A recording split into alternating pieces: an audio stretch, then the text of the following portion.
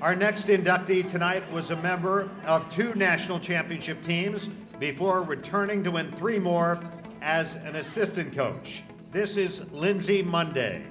Man, those goggles are something else. Man.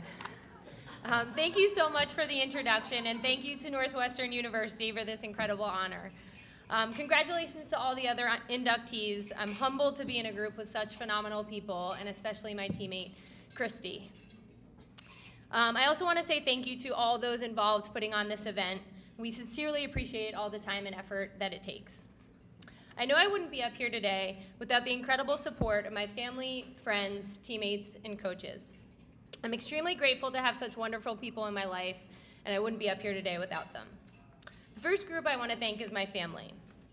First, my brother and sister, the ones I played with, cheered for, beat up, got beat up by, look up to, and love. Jen was and still is the one to catch up to, and more accurately, the one to try to impress. I wore number 13 in college because it was her basketball number, plain and simple. And Paul was the one to run around with, a permanent playmate, when Jen was too cool for the both of us. My parents were and still are the backbone of it all. They coached, mentored, loved, and supported us in everything that we wanted to do. I mean, my dad was so busy supporting Northwestern lacrosse that he missed out on a billion-dollar idea. You see, the parents of NULACs were just as committed and intense as the players. So my dad decided to create an email group with all the parents, so if parents couldn't come to the games, they would all know what was going on. So this was before the era of live streaming and the Big Ten Network. So it went like this. Save Gersick, 5-2 Cats, 18 minutes left in the first half. And he even threw some color in there, yard sale by Finchy, Cats ball. Sound familiar? Yes, my dad could have invented Twitter if he wasn't so busy supporting us. My mom, on the other hand, certainly left my Northwestern career with an image to remember. It was senior day, and we were just about to get ready for the festivities. Now, I hadn't seen my parents during warm-ups. Maybe I might have looked over once or twice, sorry, Kel.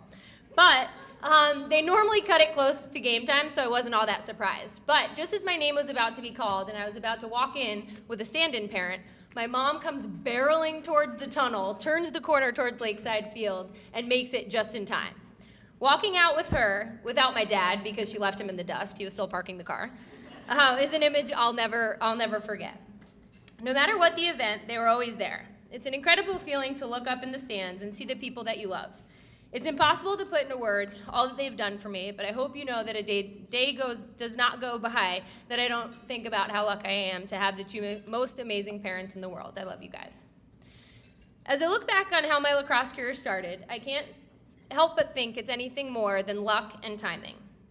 After my sophomore year in high school, 2 of my lacrosse teammates asked, "Hey, do you want to go to a lacrosse camp in Boston this summer?" I said, "Sure, why not?" What I didn't realize then was that the camp was run by Kelly and Monty Hiller, and that it would change my life forever. I wouldn't be here today without the mentorship of Kelly and her husband, Scott. She's a Hall of Fame player and coach, and I'm extremely grateful that I got the privilege to play and coach for her. She understands the game like no one else and teaches it in a way that gives her players ownership and understanding. It was never solely about using the skill. It was about being smart on the field, which is why so many of her players are in the coaching world. It's pretty incredible. The lessons I learned from Kelly, both on the field and off, are immeasurable, and I'm so thankful for her guidance and friendship. I remember the big lessons she taught us, but I also keep the small gestures close to my heart. Like the time she and Scotty bought me a first-class ticket home after I graduated college, so it wasn't a compliance issue, after I tore my ACL playing for Team USA. They bought me a first-class ticket home just so I could be more comfortable. Or spending Easter with her and her family because we were in season and I couldn't go home to mine. Or even being at the hospital just hours after Harley was born and seeing the video that Scotty shot on his cell phone and us asking, "How is she? How'd it go? How was it?" And her response to saying, "She crushed it." At Northwestern, we believed in something bigger than ourselves, and that was all due to Kelly and Scotty. And it wasn't a once-in-a-while thing. It was all or nothing. You know the saying, when you say jump, I say how high? For us, it went like, Kelly said high socks were cool, so we all wore them.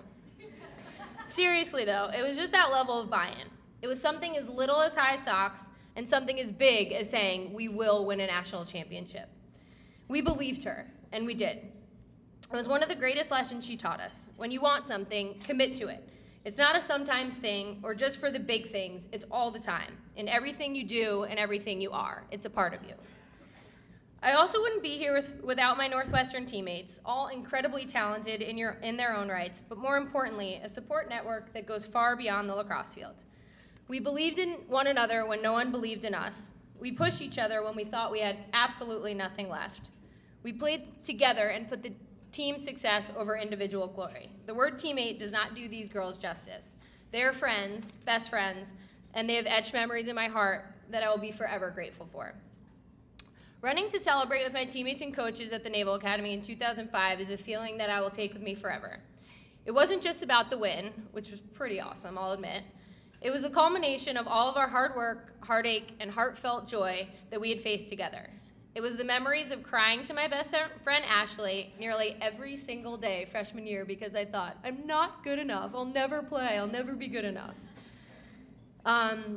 It's also the marathon dining halls that Finchie also mentioned because we had quite a lot of them.